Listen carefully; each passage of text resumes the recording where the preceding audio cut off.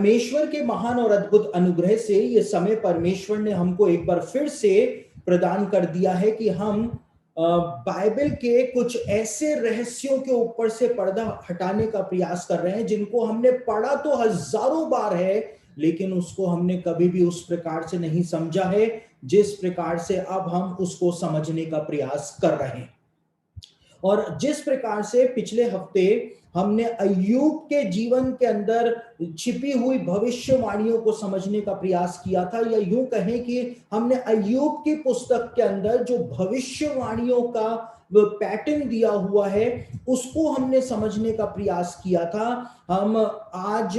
शिमशोन के जीवन के अंदर जो भविष्यवाणियां परमेश्वर के द्वारा कंसील कराई गई हैं, छिपाई गई हैं, उनको समझने का हम प्रयास करने जा रहे हैं। और जब ये बातें आप लोगों के सामने खुलेंगी, जब ये एलेगोरिकल इंटरप्रिटेशन के द्वारा जब हम इसको समझने का प्रयास करेंगे, तो आप आश्चर्यचकित रह जाएंगे कि किस प्रकार से भविष्यवाणियां सिर्फ भविष्यवक्ताओं के द्वारा नहीं दी गई थी, लेकिन भविष्यवाणियां जो है हमको पूरी बाइबल में हर जगह पर देखने को समझने को मिल जाती है। और यशाया के अंदर परमेश्वर ने पहले से ही इस बात को कहा था कि मैं तो प्राचीन काल से ही आदि की अंत की बात बताता हुआ आया हूं, यानी कि मैं तो अंत की बात आदि से बताता हुआ आया हूं। परमेश्वर ने इस बात को कहा था। परमेश्वर ने कहा था I declare and from the beginning, यानी कि मैं तो शुरुआत से ही बताता हुआ आया हूं कि अंत में क्या होगा, अंत के दिनों में वास्तव में क्या होगा। तो हम उसको एक दूसरे नजरिए से, दूसरे दृष्टिकोण से समझने का अब प्रयास कर रहे हैं। और हम आज शिमशोन के जीवन के ऊपर अपना ध्यान केंद्रित करेंगे। शिमशोन जो है, जिस प्रकार से अय्यूब की पुस्तक के अंदर एलेगोरिकल तरीके से, प्रतीकात्मक रूप से इजराइल देश यहूदी जाति के प्रतीक के रूप में सामने आया था, उसी प्रकार से शिमशोन जो है वो भी अपनी कहानी में इजराइल देश के प्रतीक के रूप में, या हम यूं कहें कि यहूदी जाति के प्रतीक के रूप में हमको सामने आता हुआ दिखाई दे जाएगा। तो अब हम अपने लेसन को स्टार्ट करते हैं। और शिमशोन की ये कहानी जो है, इसके लिए यहूदी रब्बियों का, या यूं कहें कि यहूदी ज्ञानी पुरुष जो हुए, उन लोगों का ये मानना रहा है कि शिमशोन की ये कहानी एक फिक्शन है, वास्तव में ऐसा नहीं हुआ होगा।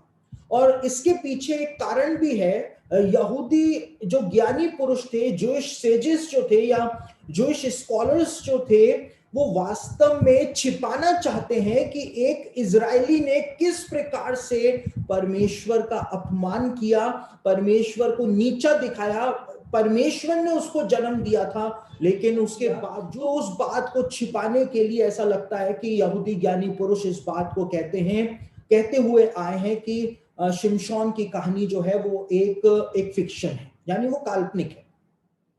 दूसरी ओर जो यहूदी रब्बी हैं, ज्ञानी पुरुष नहीं, लेकिन यहूदी रब्बी जो हैं, अब यहूदी ज्ञानी पुरुष अलग होते हैं, यहूदी रब्बी अलग होते हैं। इस बात को भी मैं आपको यहां पर क्लियर कर रहा हूं। ज्ञानी पुरुष यहूदी रब्बियों से भी ज्यादा ज्ञानी होते हैं, वो जूइश सेजेस हैं। और अब हम जूइश जो रैबाय हैं उनके बारे में बात कर रहे हैं कि यहूदी रब्बी इस बात को कहते हैं कि न्यायों की पुस्तक के अंदर शिमशोन की कहानी को बाद में कभी इंसर्ट किया गया है, बाद में कभी लगाया गया है, पहले ये मूल रूप से ये कहानी नहीं थी। यानी कि यहूदी रब्बी भी उस बात को छिपाना चाहते हैं कि शिमशोन ने किस प्रकार से, एक इजरायली, एक यहूदी होने के बावजूद, शिमशोन यहूदी तो नहीं था, क्योंकि जो यहूदा के गोत्र के लोग हुआ करते थे वो ही यहूदी कहलाया करते थे, और आज भी वही यहूदी कहलाते हैं। तो शिमशोन जो था वो एक इजरायली था। इजरायली यानी 12 गोत्रों में से जो एक गोत्र था, दान का गोत्र जो था, उसके वंश से शिमशोन उत्पन्न हुआ था। तो एक इजरायली होने के अकॉर्डिंग शिमशोन जो था उसने कैसे परमेश्वर का अपमान किया, कैसे उसने अपनी अनॉइंटिंग को तुच्छ जाना, इसलिए यहूदी रब्बी जो है इस बात को कहते हैं कि हो सकता है इस शिमशोन की कहानी को बाद में न्यायों की पुस्तक के अंदर डाला गया। लेकिन हमारे पास इस बात के पुख्ता प्रमाण है कि शिमशोन की कहानी एक फिक्शन नॉवेल की कल्पना नहीं है, ना ही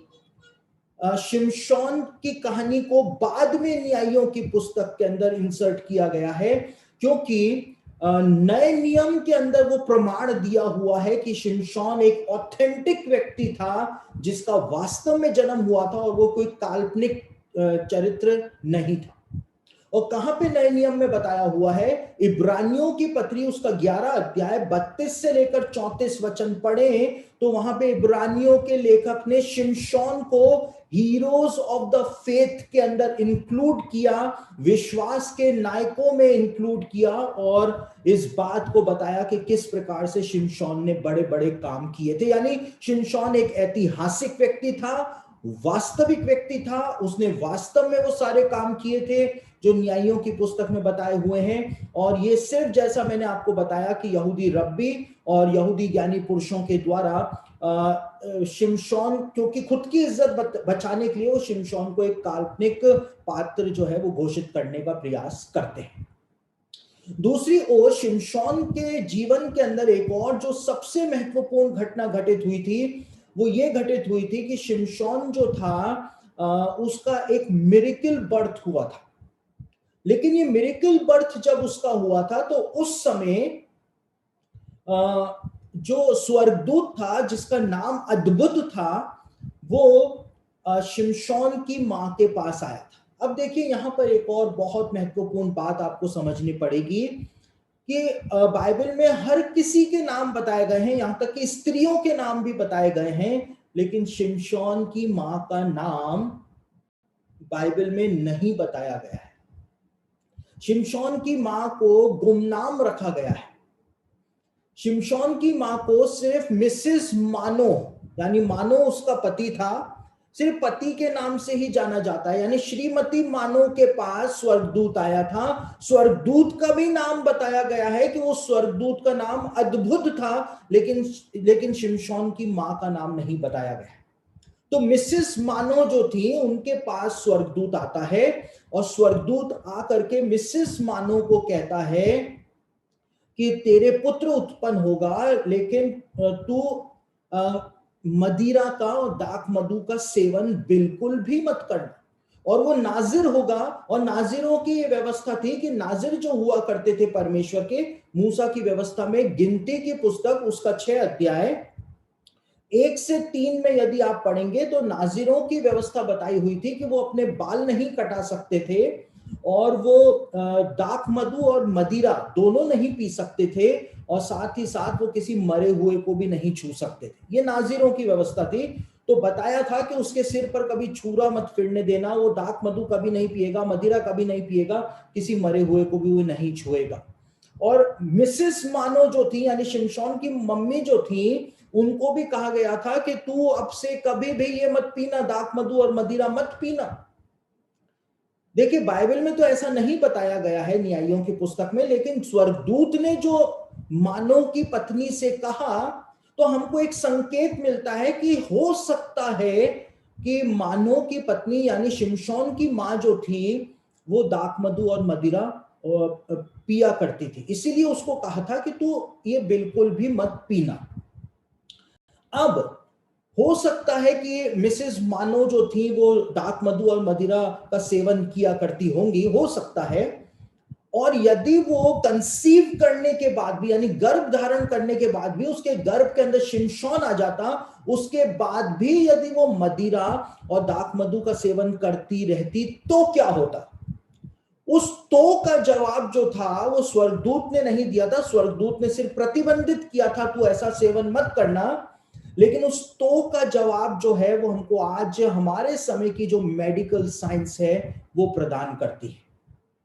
और हमारे समय की मेडिकल साइंस इस बात को बताती है कि जो गर्भवती स्त्रियां मदिरा का सेवन करती हैं, नशीली जो पेय होते हैं उनका सेवन करती हैं, तो उनके गर्भ के अंदर जो बच्चा होता है उसको फीटल अल्कोहल सिंड्रोम हो जाता है, यानी FAS उसको हो जाता है। और फीटल अल्कोहल सिंड्रोम जो होता है, जब एक गर्भवती स्त्री मदिरा का सेवन करती है तो उसके खून के द्वारा जो नाभि नाल होता है, उस नाभि नाल से होता हुआ वो मदिरा जो है, वो शराब जो है, वो बच्चे के अंदर भी पहुंच जाता है और बच्चे को जन्म विकार हो जाते हैं, बर्थ डिफेक्ट्स उसके अंदर आ जाते हैं। और सबसे बड़ा बर्थ डिफेक्ट जो होता है, जो फीटल अल्कोहल सिंड्रोम से होता है, वो होता है कि बच्चे का मानसिक संतुलन जो है वो बिगड़ जाता है, उसको मानसिक क्षति हो जाती है। और उससे भी ज्यादा खतरनाक इफेक्ट